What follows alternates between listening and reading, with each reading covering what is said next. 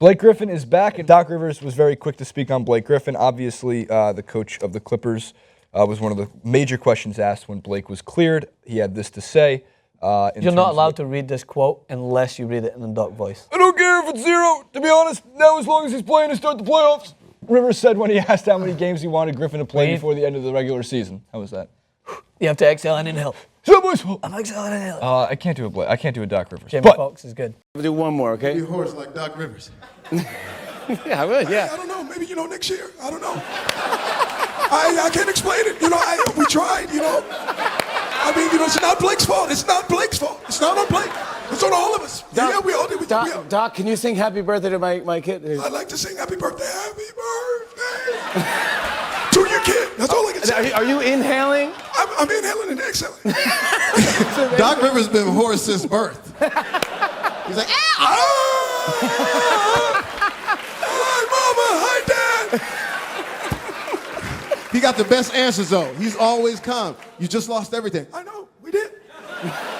He's always on your side. You can't get him. I know. I don't know what to do.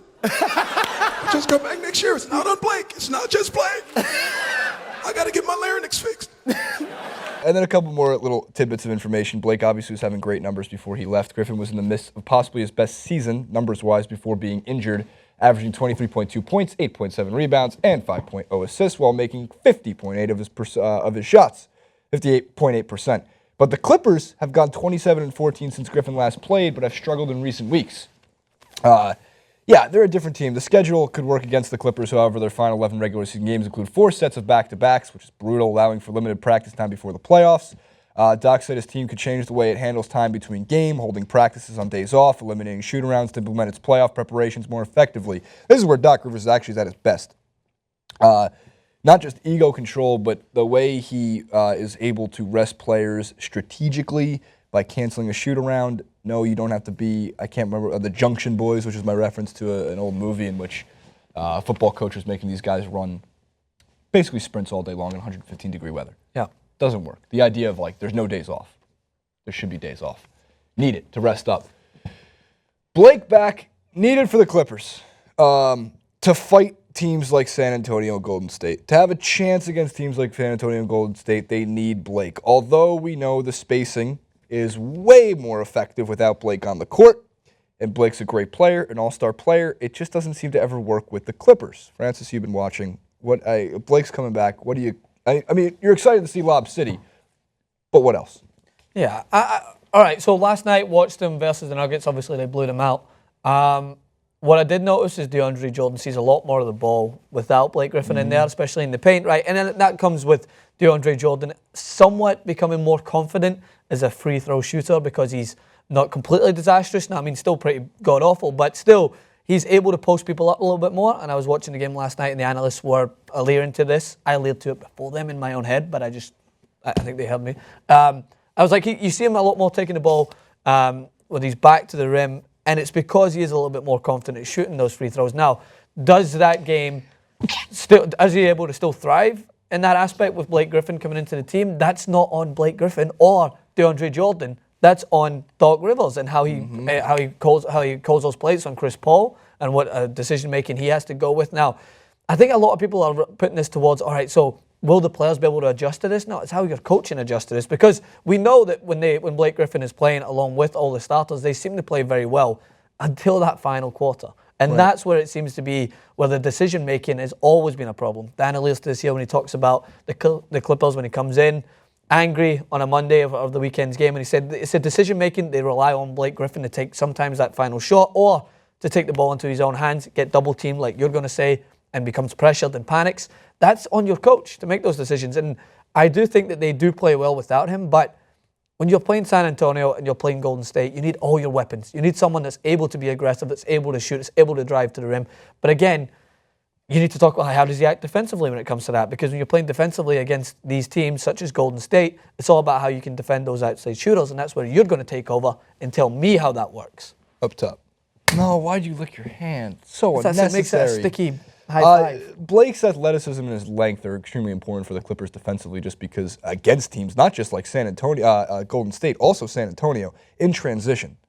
He needs to be able to get back in transition, and he's obviously, I'm going to say, a better defender. Although Wesley Johnson has been playing actually surprisingly great defense. Yeah. I was about to say that Blake is a better defender than Wesley Johnson, but at least in the last 25 games, I take that back. Wesley Johnson was better.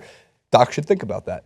But again, Blake's length, it's there. The Clippers need it, especially when it comes to those big dog teams. Doc has never been an X's and O's guy. Okay, it's never been his strong suit of coaching. He needs to adjust to what he's seen with Blake off the court and implement Blake in the right way on the court. So Blake should never be the guy getting the ball on an inbound play with 20 seconds left on the last possession of a game. Yeah. And I mean ever. The only time I can think is if you can get Chris Paul to lob it from the inbound and have Blake jump over frickin' everybody. But the reality is DeAndre Jordan can fight for position better, and you have a better chance of getting a catch and shoot in the air or a catch and layup with DeAndre than you do with Blake. If Blake can accept the double team, Charles Barkley talks about this, Chauncey Billups talks about this regularly. If Blake can accept the double team and understand that when guys start closing in on him, he doesn't need to get fancy with the pass. He needs to understand that he can also, call timeout, because it's better for the Clippers in that situation than him throwing away the ball, which he's done time and time again, or trying to force a turnaround jumper that he doesn't have, right? If he can accept the double team late in games, he'd be able to find guys like Chris Paul, like J.J. Redick on the perimeter, like Jamal Crawford, who's a goddamn microwave, he heats up. Yeah. Then the Clippers can be in really good positions to close out games. But we know that the Clippers have a problem closing out games, and a lot of that reason before the injury was because of Blake. But now that he's back, Doc Rivers has seen what this team can do over half a season without Blake. Take him, sit him down, and say, it's not your fault. We're going to implement a better system. I'm going to figure out a way to draw better plays, not for you, but for Chris Paul, for Jamal, for J.J. Redick, for DeAndre Jordan. And Blake needs to accept that if they want to get through, unfortunately for the Clippers, both San Antonio and Golden State, because they likely have to face them. I would love to see this against the Grizzlies in the first round. It should be the 4 versus 5 matchup. A lot could change in the last 8 games, but it seems like the Clippers will face the Grizzlies in the first round. What a perfect trial run to test things out with Blake. Good team physically on defense. Dave Yeager's a creative coach. He's going to throw creative challenges towards Doc Rivers. Mm-hmm. Doc Rivers needs to throw creative challenges back at Dave Yeager bombs. Well said. Yeah. Well, there you have it. It's not Blake's That's it. fault. It's never Blake's fault, That's it. guys. I'm going to keep talking until you... Dan's Dan's going to lose it if Blake doesn't get at least... I think our boss is going to lose it if Blake gets 1 minute of fourth quarter play at all. No matter if they lose anyway and Blake wasn't at fault, I think he's still going to be Still at blame fault. Blake. Is it always Blake's fault? It's not Blake's fault. Comment below, hashtag it's not Blake's fault. What does Doc Rivers need to do to implement Blake Griffin correctly into the Clippers system? We'll be down there commenting for sure. At Francis_Maxwell, at JasonRubin91, and at TYT Sports on the Twitter. And we'll be at the games, right, Dan?